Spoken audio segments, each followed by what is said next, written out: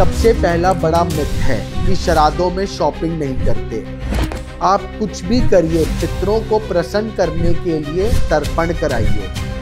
पितरों का भोजन प्रॉपर है जल और काला तिल। पितर हमसे क्या चाहते हैं? उनके निमित्त जो कार्य हैं करते रहें और उनको मोक्ष का प्रदान करें। शुद्धताई का बहुत ध्यान रखना चाहिए। सेक्स का पालन ना करें। अपने घर के किसी भी साउथ की डायरेक्शन में शाम को पितरों का दीपक जरूर जलाएं। पितरों का जो दिशा है वो है दक्षिण दिशा। एक छोटा सा उपाय आपको बता रहा हूं, अगर आप ये पूरे श्राद्ध में करेंगे तो आपको निश्चित फायदा मिलेगा।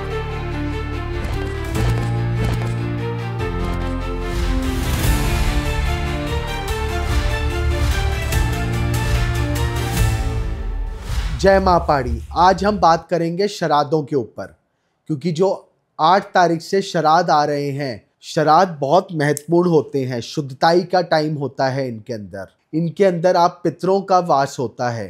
पितरों की आशीर्वाद प्राप्त करने के लिए इनसे बड़ा कोई दिन नहीं है। श्राद्धों में आपको क्या क्या करना चाहिए और किस तरह आपको अपने पितरों को प्रसन्न करना चाहिए, ताकि आपके घर की, कुल की, यहाँ तक कि व्यापार, हर तरीके से आपको फायदा मिल सके। पितरों के आशीर्वाद से आपके ऊपर करा कराया बंधन तक खत्म हो सकता है। श्राद्ध इतने महत्वपूर्ण होते हैं। श्राद्धों में आपको कुछ छोटे छोटे चीज़ों का अगर आप पालन करें तो आपको बहुत फ़ायदा होगा। सबसे पहला बड़ा मिथ है कि श्राद्धों में शॉपिंग नहीं करते। ऐसा कुछ नहीं है।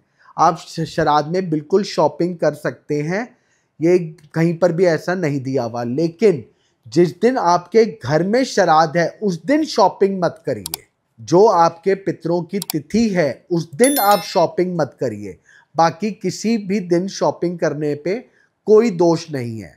और अगर आपको अपने किसी भी पितर की तिथि या कुछ नहीं पता, तो इसीलिए अमावस्या के श्राद्ध को सबसे बड़ा श्राद्ध माना गया है, क्योंकि आप उस दिन अपने भूल चूक, जो भी पितरों की भूल चूक है, सारी क्षमा प्राप्ति कर सकते हैं। श्राद्धों में क्या करना चाहिए? अगर आप कर सकें तो किसी विद्वान पंडित से 16 दिन लगातार, पूर्णिमा से लेके अमावस्या तक 16 दिन लगातार तर्पण कराइए।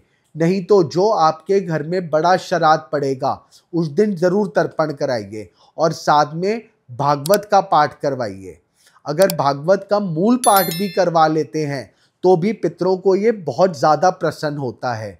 अगर आपको फिर भी दिक्कत लग रही है या पितृ दोष है आपकी कुंडली में या परिवार में, आपके सारे कार्य अटक रहे हैं, तो आपको क्या करना चाहिए? या तो पितृ नारायण बलि या पितृ सपिंडी, इन दोनों में से एक कार्य ज़रूर कराएं।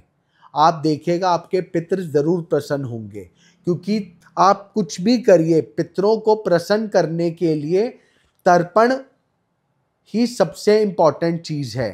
पितरों का भोजन प्रॉपर है जल और काला तिल। इन 2 चीज़ों से पितर बहुत जल्दी प्रसन्न होते हैं। साथ में जो उनको पिंड दिया जाता है, तो अगर आप सपिंडी कराएं या नारायण बलि कराएं, पितृ नारायण बलि, तो आपके पितरों का दोष ज़रूर खत्म हो जाएगा। नहीं तो 1.25 लाख पितरी गायत्री करवाएं उस दिन, नवरात्रों में 15 दिन के अंदर, जो 7-8 दिन 10 दिन चलेगा। पितरी गायत्री इस तरह से कराएं कि संपन्न अमावस्या वाले दिन उसका हवन हो जाए।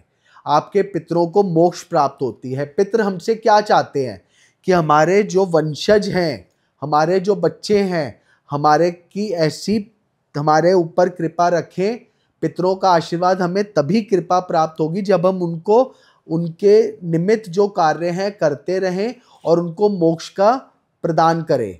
मोक्ष प्राप्ति के लिए श्राद्धों से बढ़िया दिन कोई नहीं है जिसमें आप पितरों को मोक्ष दिला सकते हैं। भागवत, ये जो 3-4 चीज़ें मैंने आपको बताई हैं, ये सारी चीज़ें पितरों को मोक्ष प्रदान कराती हैं। साथ ही में शुद्धताई का बहुत ध्यान रखना चाहिए। घर को साफ सुथरा रखिए। सेक्स का पालन ना करें। पितरों का पूरे नियम जो हैं शुद्धताई का पालन करें। पितरों के भोजन देसी घी में बनाएं, तेल में ना बनाएं।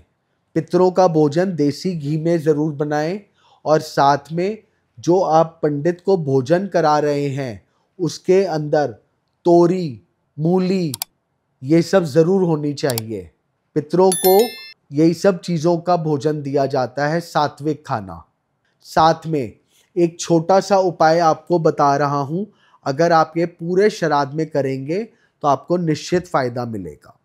पहले गंगा जल एक लोटे में डालिए, उसमें फिर आधा जल डालिए, उसमें आधा दूध डालिए, उसमें देसी खांड मिलाइए, काले तिल डालिए और 2.25 लौंग, 2 पूरी लौंग और तीसरी खाली डंडी।